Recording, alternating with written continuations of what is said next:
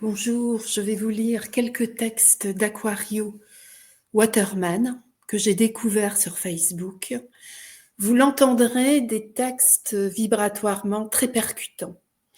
Merci à lui pour sa contribution quasi quotidienne. Et entre chaque texte, je laisserai un espace de silence. Il y a des êtres qui vivent les portes grandes ouvertes. Ils respirent tout ce qui se passe. La peur des autres, leur colère, leurs espoirs, comme si leur âme avait oublié de fermer les fenêtres.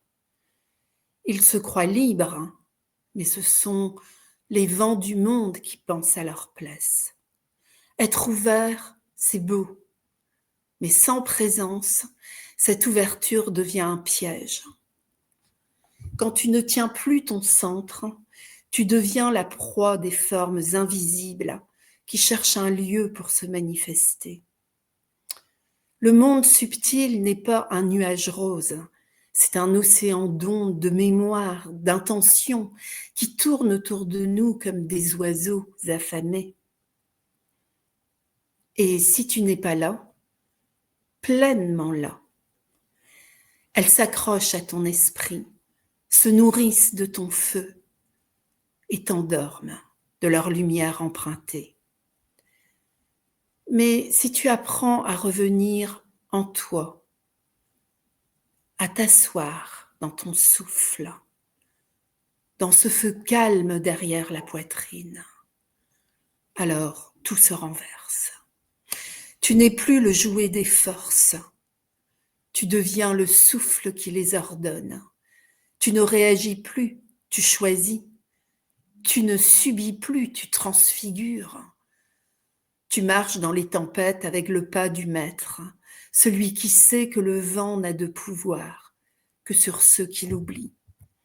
La vraie protection n'est pas une muraille, c'est la clarté. C'est le regard qui voit venir les ombres sans les craindre, sans les haïr. C'est la conscience qui transforme le plomb des émotions en or vivant. Ne fuis pas ce que tu ressens. Ne crois pas non plus que c'est toi. Regarde, respire, laisse passer. Tu n'es pas la vague, tu es la mer. Tu n'es pas le reflet, tu es la lumière qui éclaire le miroir.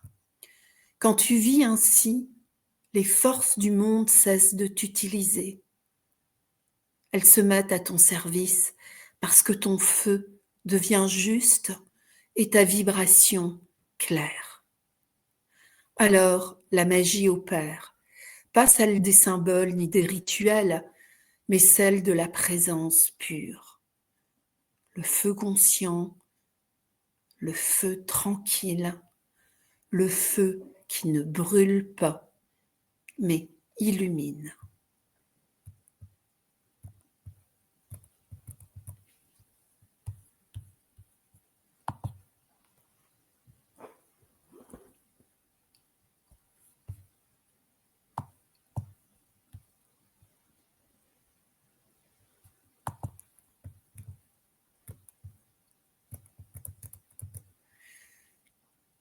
Il y a des moments où quelque chose en toi s'ouvre, sans effort, sans cause apparente. Le mental se tait, les murs tombent, et tu ressens une présence qui dépasse tout ce que les mots peuvent contenir.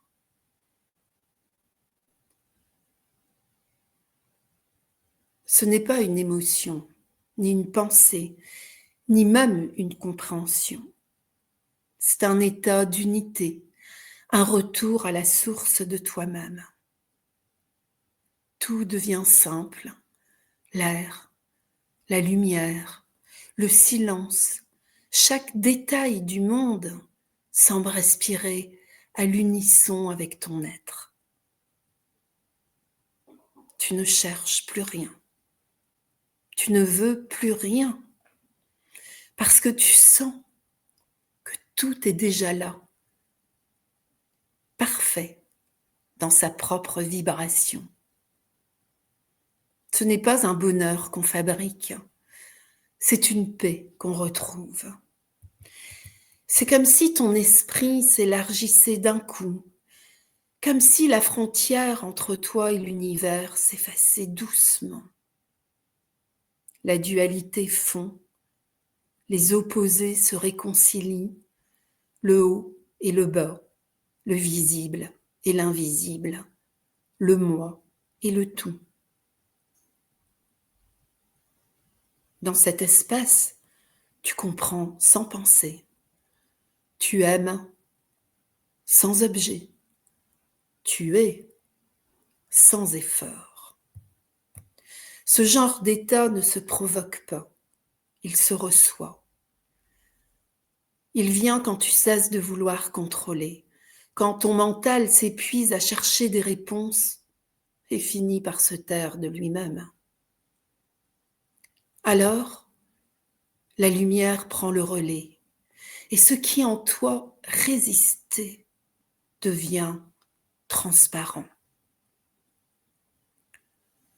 Ce n'est pas une fuite hors du monde, c'est le monde qui devient transparent à travers toi. Tu ne quittes rien, tu vois tout autrement.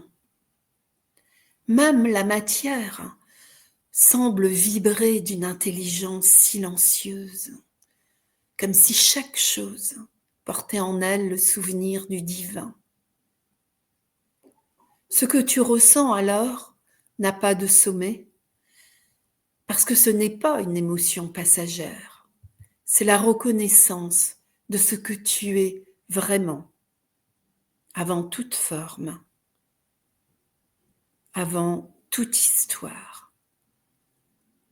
Quand ça te traverse, il ne reste plus qu'un souffle, une clarté tranquille, une gratitude qui n'a besoin d'aucune raison. Tu ne l'obtiens pas, tu t'y ouvres. Et quand tu t'y ouvres, tu comprends enfin que ce que tu cherchais depuis toujours, te cherchais aussi.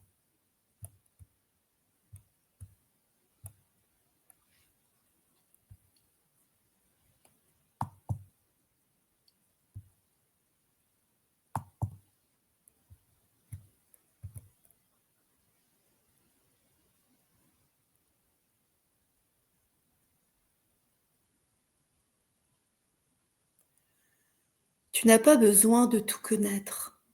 Et d'ailleurs, crois-tu vraiment qu'une seule vie suffirait pour tout apprendre ? Les sciences occultes, la psychologie, la physique, la biologie, la mystique, les lois de l'univers, tout ce que l'humain tente de comprendre depuis des millénaires. Ce n'est pas en une existence que tu vas tout ingérer, et heureusement, parce que l'essentiel n'est pas d'accumuler, mais de digérer.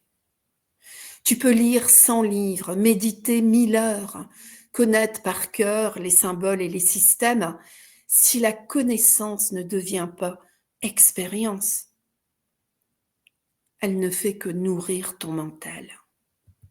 Le mental adore s'enivrer de savoir. Il se sent vivant tant qu'il comprend, mais il confond souvent compréhension et conscience. Ce qui t'élève, ce n'est pas d'empiler des notions, c'est de voir comment chaque fragment de vérité résonne dans ton être. La connaissance utilisée avec intelligence élargit ton regard, mais si tu t'y perds, elle devient un labyrinthe. Et dans ce labyrinthe, le chercheur devient prisonnier de sa propre quête. Tu n'es pas ici pour tout savoir, mais pour te connaître à travers ce que tu découvres. La connaissance extérieure t'ouvre des portes, mais la clé reste à l'intérieur. Elle te pousse à observer, à comprendre, à relier. Et un jour, tu te rends compte que ce que tu cherchais à l'extérieur n'était qu'un miroir de ton propre centre. Le monde ne te demande pas d'être encyclopédique. Il te demande d'être conscient. Et la conscience, elle, ne s'atteint pas par accumulation, mais par clarté. Plus tu cherches à tout savoir, plus tu t'éloignes du silence où tout devient évident.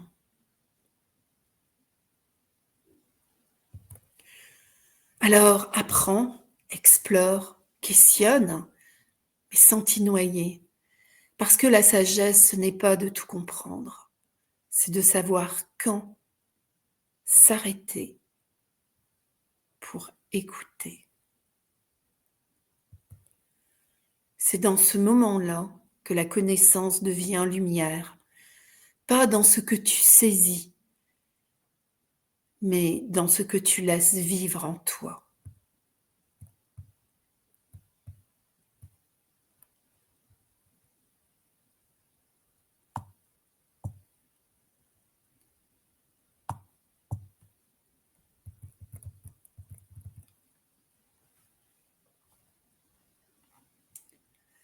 Il est des âmes qui passent par des couloirs obscurs avant d'atteindre la lumière intérieure, non parce qu'elles sont égarées, mais parce que leur flamme demande à être purifiée de tout ce qui n'est pas essentiel. La confusion, la perte, le manque de repères ne sont pas des fautes. Ils sont les étapes invisibles d'une gestation spirituelle. Quand tout paraît se retirer, c'est souvent le signe que l'esprit travaille en profondeur. La conscience se détache de ses anciennes certitudes pour apprendre un autre langage, celui du silence vivant.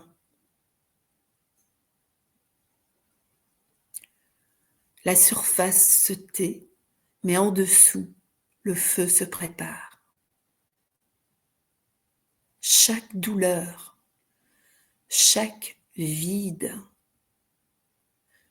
devient matière à transmutation. Le cœur humain n'est pas appelé à comprendre ces passages, mais à les traverser.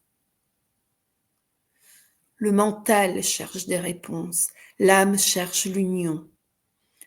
Et c'est dans l'épuisement des réponses que commence la rencontre.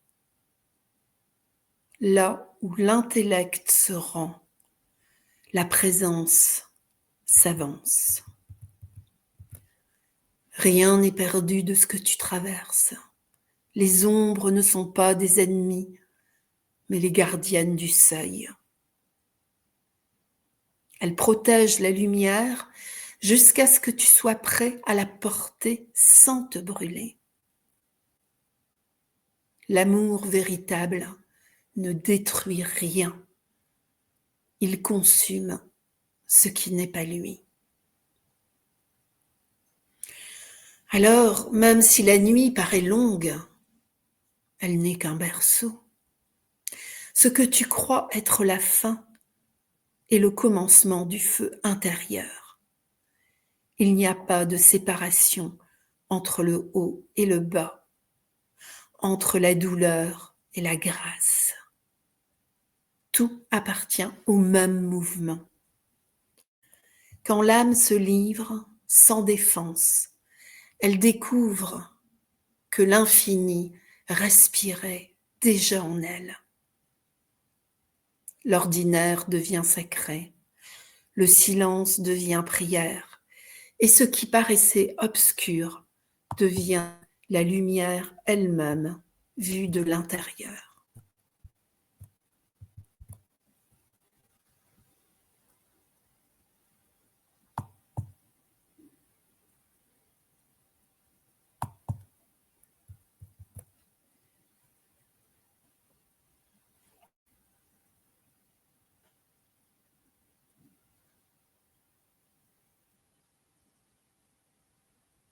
quelque chose descend déjà, invisible, mais réel comme le vent avant la pluie. Ce n'est pas une promesse, c'est un passage, une présence qui s'avance dans le monde à travers ceux qui ont appris à s'alléger. Elle ne se montre pas aux curieux, ni aux pressés. Elle cherche ceux qui ont fait de la place,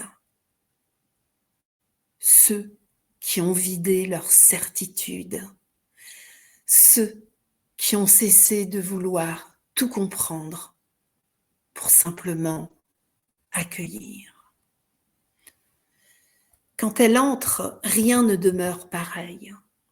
Le regard devient clair, le cœur plus vaste, les blessures perdent leur empire.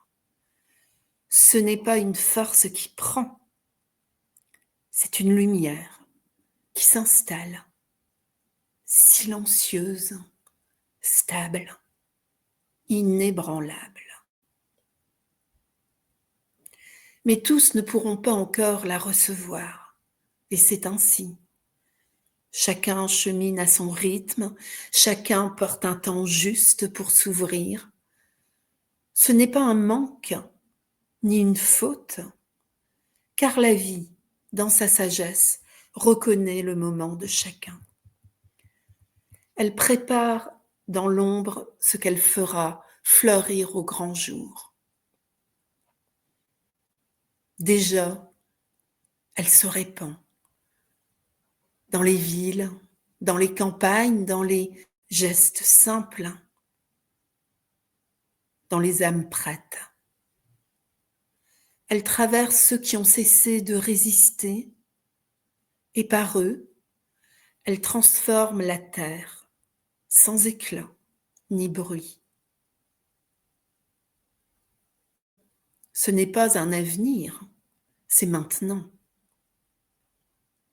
Ceux qui ont assez de silence en eux la portent déjà.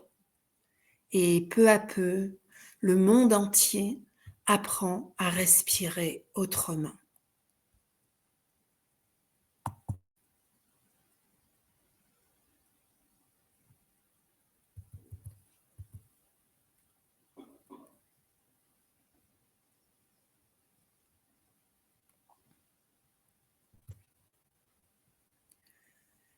Il est des passages où tout se tait, où même le ciel semble se retirer. Et pourtant, c'est là que le cœur apprend à écouter autrement. Quand la route devient étroite, ne crains pas. C'est que l'esprit t'affine pour traverser les portes invisibles.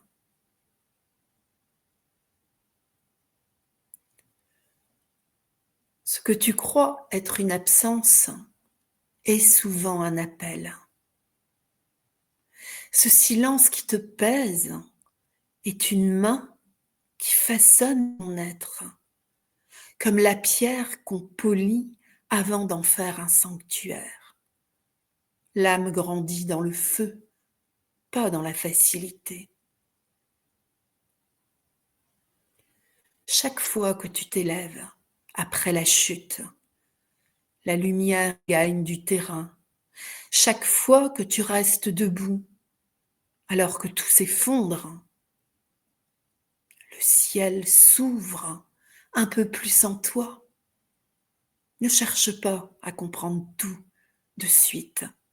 Vis, avance, laisse l'invisible te respirer.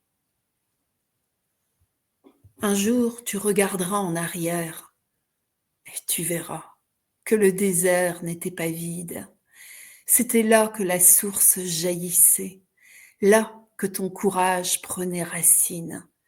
Et tu comprendras que rien n'a été perdu, car tout ce qui t'a brûlé t'a aussi illuminé.